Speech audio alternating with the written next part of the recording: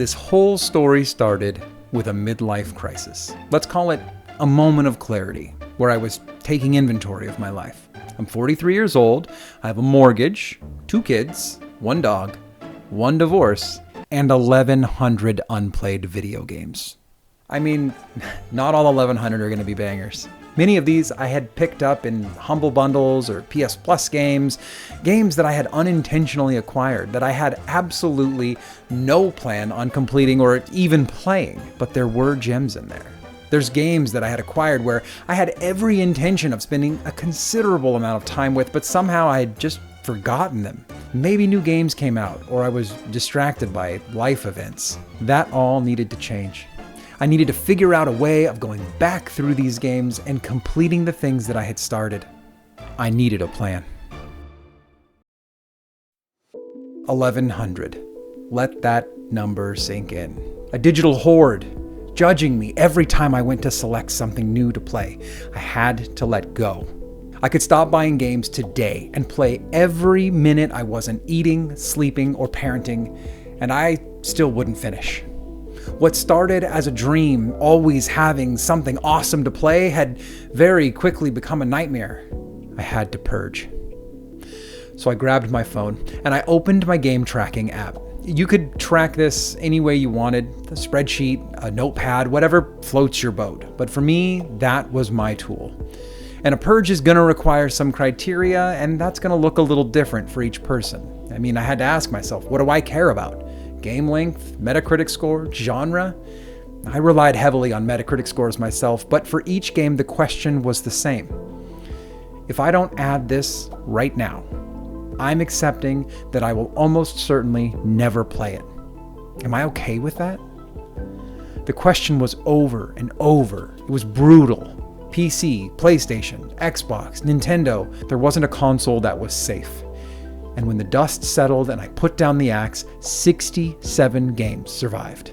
I added each one to my list in my app, and I titled it Backlog. 67 games. A manageable number, right? That's what I thought.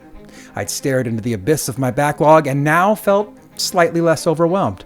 But even 67 games still felt daunting. It was still too much to tackle at once, and I knew that I'd end up bouncing between games, getting nowhere. I needed a way to focus, to prioritize even further, without feeling locked into a single title.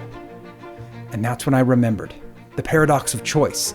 We think that we have tons of options and that's going to make us happier, but it totally backfires. It just makes us anxious and second guess everything. Barry Schwartz nailed it in his book named after this phenomenon and his TED Talk.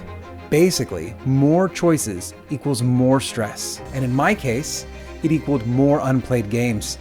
Does that sound familiar? I have all these games and nothing to play. That's the paradox of choice. I knew I needed a strategy. I decided to focus on 4 or 5 games at any given time. This felt like a good balance. Enough variety to keep things interesting, but not so many that I'd get overwhelmed. I'd begin with the games that I had made some progress on already that had high Metacritic scores. Once those were done, I'd leave the rest to chance. I was going to embrace the chaos. Even with my carefully chosen 4 or 5 games, there was a problem. It wasn't the games themselves, but something inside me. When I sat down to actually play them, a little voice would pop up in my head. "This isn't fun," it'd say. "New systems to learn, new controls, that whole new inventory thing. And do I really want to sit through a 45-minute opening to a game just to figure out what's going on?" Does that sound familiar? I'd find myself thinking, maybe I should just spin up another World of Terraria. As it turns out, I wasn't just being lazy. I was running into something the psychologist Daniel Kahneman calls the 2 systems of thinking. He labels them System 1 and System 2, which is probably the most uninspired name I've ever heard of. So I'm going to call them the mastermind and the player mind. The mastermind. That's the part of me that you're seeing right now. It's the planner, the strategist, the one who came up with this whole backlog weight loss plan. Sets goals and figures out how to tackle what seems impossible. The player mind, on the other hand, well, it lives in the moment.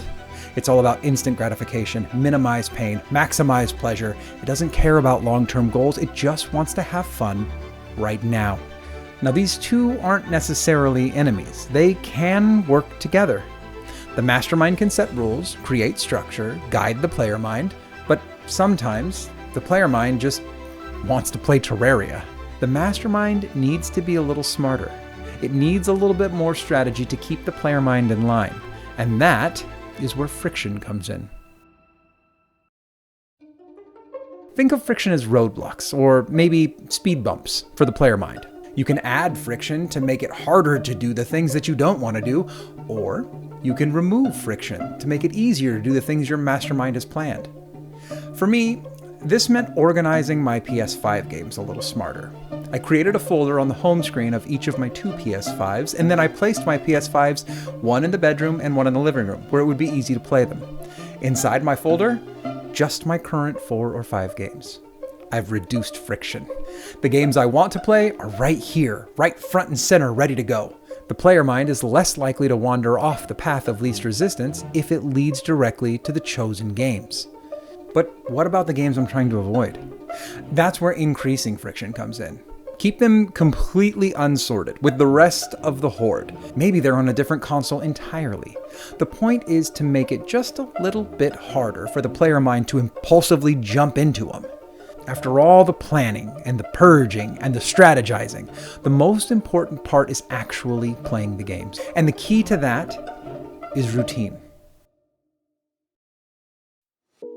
Long-term goals need routines.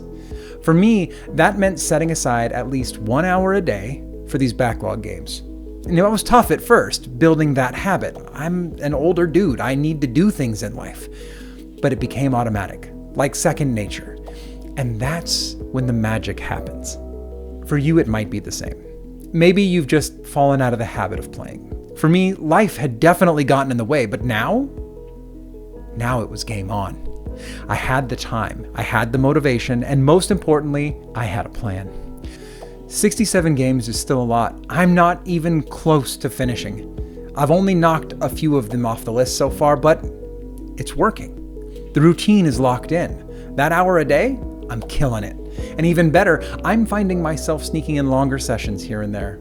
Which, let's be honest, for a 43-year-old with a mortgage, 2 kids and a dog, and a whole list of other responsibilities, this is a huge win. This whole crazy plan, this plan actually matters. All the prep work, all the purging, the friction, it's all added up to something. It's not just about clearing my backlog, it's about reclaiming a part of myself that I love, that I miss. A part that loves games, a part that loves the challenge, that loves getting lost in a good story. And you know what? That feels amazing. That's the real payoff. It's not about finishing 67 games. It's about rediscovering my joy of gaming. It's about proving to myself that I can set a goal, stick to it, and actually achieve something. It's about finding that balance between life and leisure, between responsibility and fun. And honestly, that's a game worth playing.